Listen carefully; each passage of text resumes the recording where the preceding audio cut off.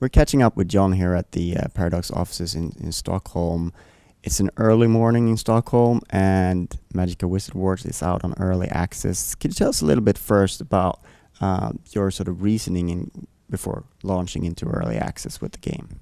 Absolutely. I mean, we knew fresh from the start that we wanted to launch this game in some kind of closed alpha, mainly because we knew that we were a new team facing online challenges, so we needed to keep the initial crowd to a minimum, and at the same time we wanted to make sure that the community had the chance to build this game together with us.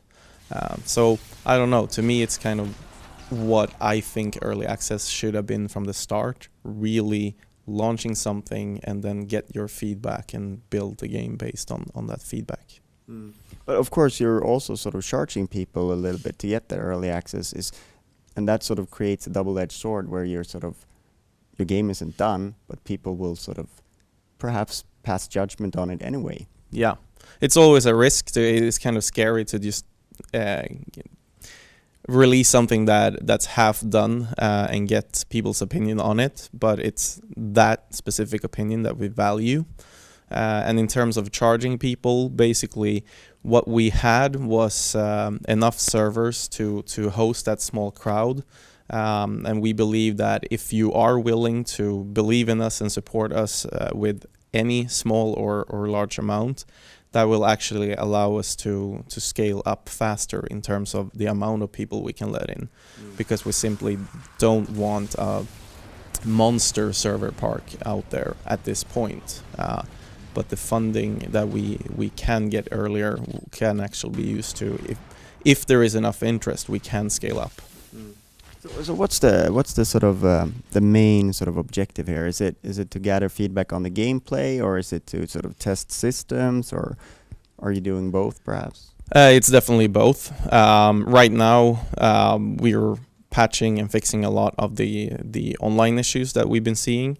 So for example, just yesterday we had a bug where basically the login server didn't register people as it should.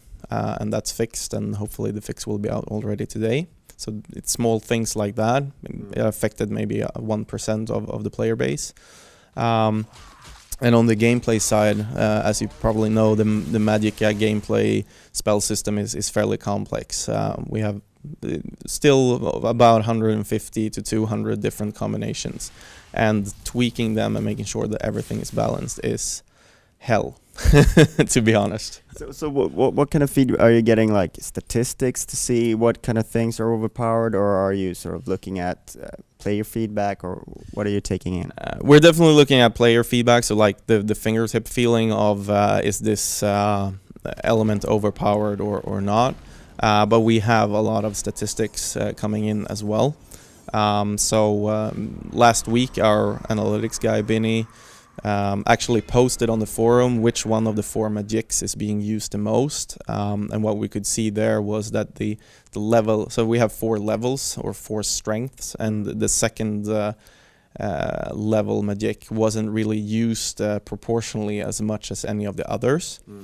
And what we tried now is we switched all 4 to 4 other magics, and we're kind of seeing the same pattern now, which is invaluable to us, because then we understand that it isn't a coincidence, or it isn't that specific magic. I think it's just the playing psychology of it. Yeah, it could be psychology and the playing pattern that people prefer to either use the first one a lot or save up to the major one, so they kind of skip the second one. And maybe you only need 3 then. Maybe we only need 3. Maybe it needs. Maybe it means that we have an unbalanced tier system, or maybe it's something else, and it's definitely something we want to look into. And that that kind of analytics and statistics is invaluable at this point in the game's stage.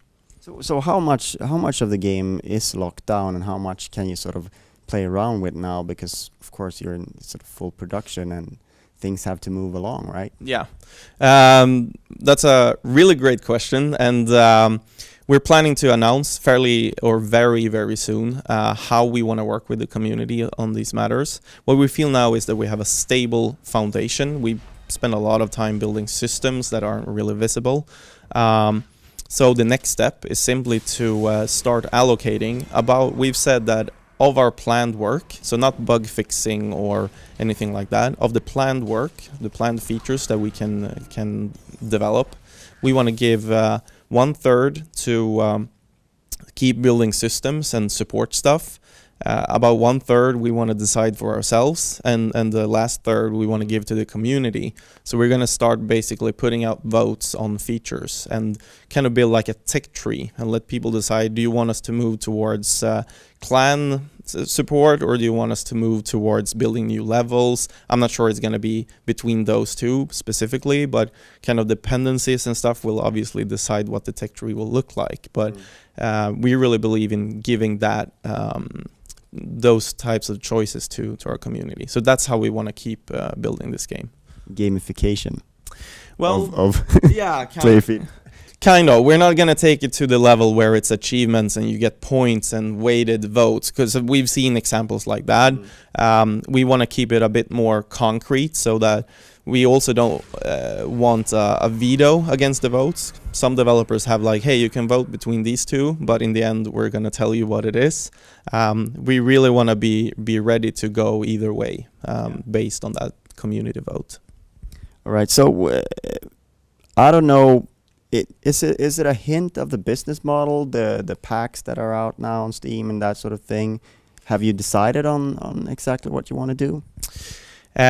We haven't exactly decided. Obviously, the business model is really important, and I can tell you that the starter packs, to me, after what we've seen in early access, is probably something we want to continue doing, because we want to reward players that support us early. So we want to keep adding content to those packs, and whoever bought them earlier will obviously get that content, and whoever decides to support us will also get it.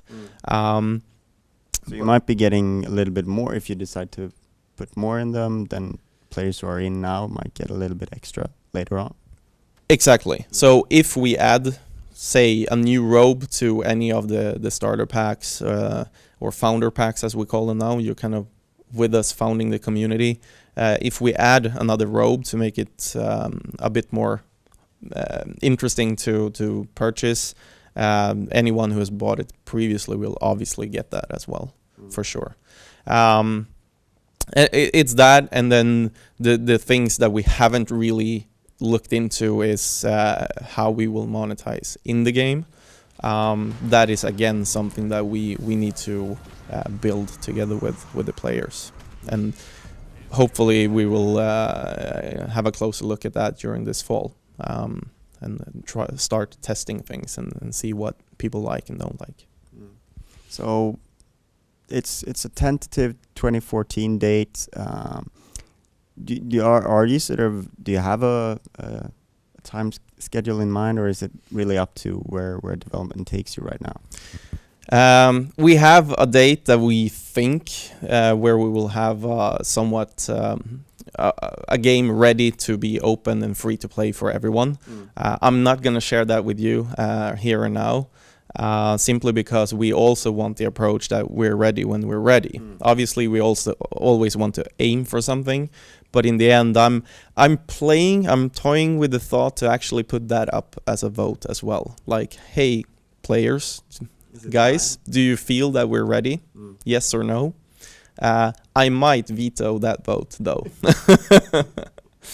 Yeah. But the idea is to scale up early access, to add more stuff to it all the time, so at one point it's gonna seamlessly move into the full game. Yeah, as soon as we feel that all systems are kind of stable, ready, there are no showstoppers like 1% are unable to log in or something silly like that. And as soon as we feel that the content is enough, again, going back to early access, to me, it's going into early access to me is a promise that you will launch the product. We've seen examples where people simply haven't launched anything in the end, and I think that's horrible. For me, that's a promise, and in order to actually feel that you're launching something special, you need to make sure that you have something that people experience to be a full game and not just half of it or a few features missing still. So that's the benefit of being part of feedbacking. Exactly. Feedback is great, and it's also the benefit of being backed up by a great publisher like Paradox Interactive that actually gives us that time and breathing room to kind of it's done when it's done feeling. All right. Thank you so much for your time. All right. Thank you.